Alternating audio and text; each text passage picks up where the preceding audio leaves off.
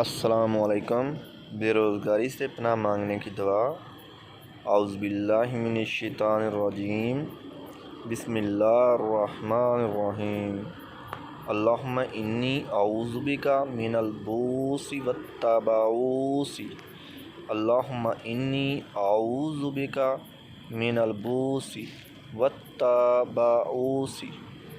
اللہم انی اعوذ بک من البؤس والتبؤس۔ اللہم انی اعوذ بک من البؤس والتبؤس۔ ترجمہ: اے اللہ، میں تیری پناہ لیتا ہوں تنگ دستی کی مصیبت سے اور حد سے گزری ہوئی تنگ دستی سے۔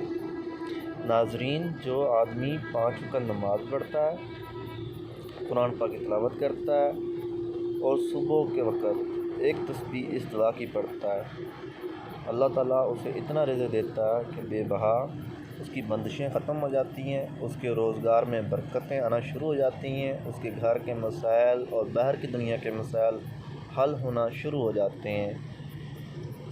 کوشش کریں کہ آپ کے گھر کے تمام افراد اس دعا کی ایک تسبیح لازمی روزانہ پڑھا کریں۔ ہر آدمی ایک تسبیح کا مطلب یہ نہیں ہے کہ صرف ایک آدمی پڑھے گا یا سب مل کے ایک تسبیح پڑھے، لیکن ہر بندہ، گھر کے 10 افراد ہیں تو 10 تسبیح، ہر بندہ ایک تسبیح لازمی پڑھے اس دعا کی، تو انشاءاللہ آپ کے مسائل حل ہونا شروع ہو جائیں گے۔